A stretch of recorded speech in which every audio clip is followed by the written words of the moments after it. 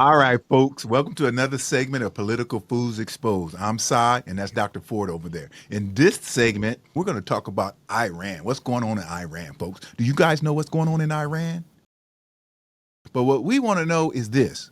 Can all this protesting stop a war from happening in Iran or stop America from getting involved in this? Can that happen? What do you say, I Dr. said it can Ford? happen. Vietnam, the protests ended the Vietnam War. The president became so unpopular. People's in the streets protesting. But that's not only the protesters are affected and the presidency, but the protesters vote. They vote. They have senators and representatives. And those representatives have to run for the re-election. So they don't want to be connected to an unpopular situation.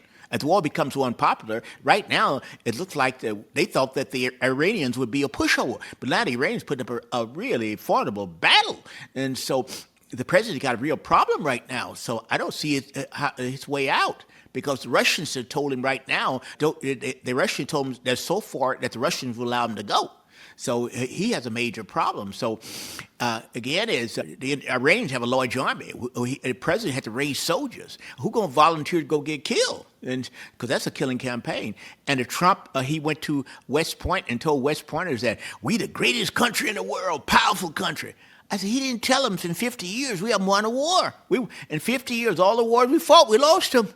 Except Joy Herbert Walker Bush. Remember that Kuwait situation? But who was the commander of the American Army? It was Colin Powell, an African-American man, a great general. He was the commander. That's why we won. But all those other wars in Iraq, the commanders were white guys.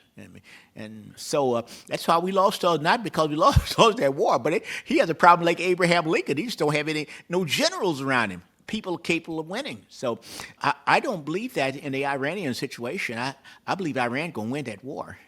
And we're going to have another defeat on our hands. And definitely the president's going to be out. Wow. Yeah. The way it's going now, we're going to have another Yeah, defeat on our hands. Wow, because 80% of Americans, they support diplomacy over military action. Now, this is not like in California where when stuff is going on, you can do one of them propositions and overturn stuff. You can't do anything. Trump has the power to do whatever he wants. But here's the problem, folks. This man is not worried about that because he's not going to get a third term anyway. He has nothing to lose. So what if his ratings go down? Unless he really breaks the law, and like the good doctor said, he could be impeached or kicked out of office. That's a possibility. But we've seen presidents get impeached and still stay in office and finish their term. I believe the last time someone really got kicked out of office was Nixon. Okay, but those was different times right now. So this man, unless he get caught really doing something, because it's set up for the president to make mistakes. So far, the bad thing about his presidency is he just making mistakes and bending and twisting the Constitution. But has he broke it yet to where he can be kicked out of the office? What do you say to that? I said it's going to be really hard because, this guy controls the Supreme Court. So any laws you file against it, they go into the Supreme Court, they're going to vote on his side. He's going to win those. And so right now, as I said, too, the war is going bad. And with the people right now, as I saw by those senators, Republicans, well-placed Republicans, don't want no war. They don't want no war because they remember the wars we have fought. We have not won no wars. They see again, we're going down to defeat again. So, and also the amount of money. We don't have no money to fight no war. So it looks like he approached the Chinese to borrow more money from them. So we get deeper in debt with the Chinese. We already owe them $580 billion. We owe them so much money, we can't even pay them. We just pay interest on the money we owe. So we're borrowing more money. We're getting deeper in debt. We'll never get out. We'll never get out of debt. And they don't really care about going into debt because it's our debt. See, when we go in debt, it doesn't affect the politicians. They can care less, especially if someone like President Trump.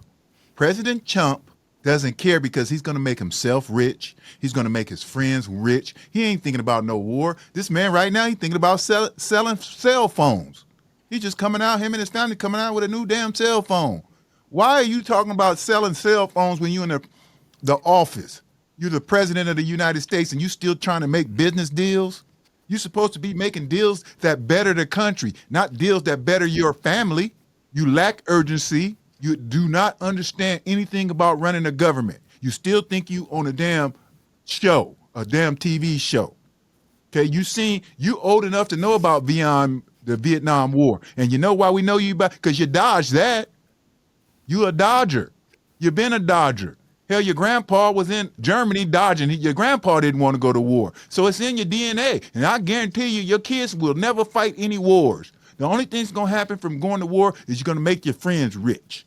And the only people that's going to die from these wars is regular, everyday people, kids. See, y'all don't fool me.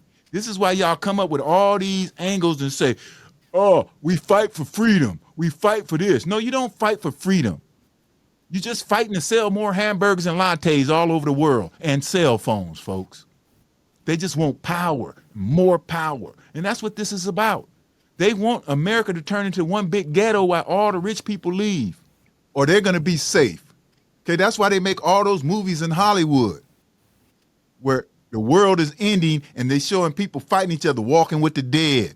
All those movies, the movie with Will Smith, all those movies they make because they predicting the future. And the reason why they predicting the future is because they creating the future. And a lot of people do not understand that. And this is why going to war with Iran, America doesn't care. I take that back. Americans care. The politicians don't care. Absolutely. You understand what I'm saying, Dr. Because Ford? I remember the Vietnam War, and all the soldiers were poor people. They came from the poor people, poor blacks and poor brown people and poor white people. I saw them all the time, and they were dying over there. And that's what made families angry. They saw their children coming back in caskets and everything. So, and it was constantly every evening we saw the caskets coming back and being unloaded. So that brought the war down because the war touched everybody. It touched everybody. So I believe that's what's going to happen here. And it looks like we're going to go to war. Will he join in Israel? I'm afraid he will.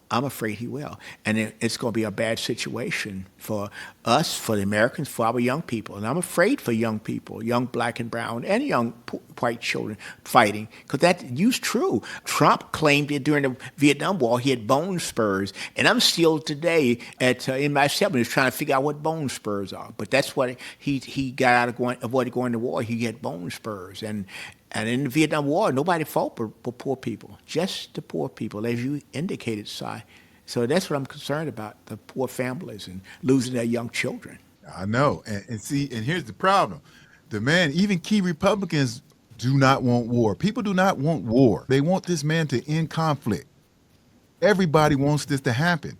But it's like I told you, once these politicians get put in power and they get in a position to make people rich, because imagine who's going to get rich if we go to war. The people who makes the tanks, the people who makes the weapons, the people who... Why do you think the NRA is so powerful?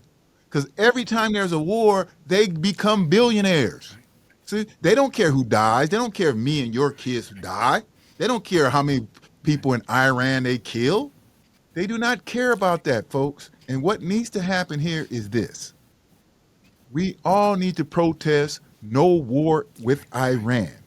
Come on, folks. And you understand what I'm saying, oh, right, absolutely. Dr. Ford? And the hamburger hit the nail. And that is, you got to get out there and protest. In Vietnam, that brought the war down. So you people got to get out there. I was so happy to see people out there demonstrating and protesting. And what made my heart flutter, and I was so happy, I saw a lot of white people who had voted for Trump out there protesting.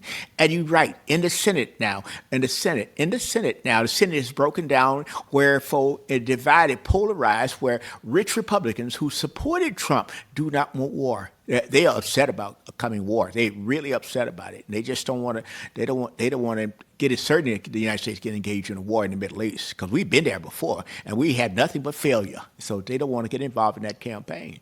And so but I do remember the Vietnam War and the war for the munition makers and the defense industry made a lot of money. And they're making money now because they're giving all those guns and bombs to Israel, and they're making a lot, and the defense industry are making money on that. So war is a money maker, but not for poor people. Exactly. And the only people it really affects, folks, I'm going to have the last word on this. The only thing it really affects is the elites get a little bit nervous because they know, not the power elites, just the regular elites, people who become rich, but they have no power. It affects them. And they're the ones who need to put pressure on these people in position of power. They're the ones who's close enough to it. Yes, us everyday Americans protest, but the best way to protest is to hit the elites' pockets. Let them know. Once Americans stop spending, that's going to be more powerful than marching. Because that's when the elites that's real close to the power elites, that's when they're going to say, hey, man, we got to shut this down. Unless they're all in on it, folks. So until next week, y'all take care. Peace.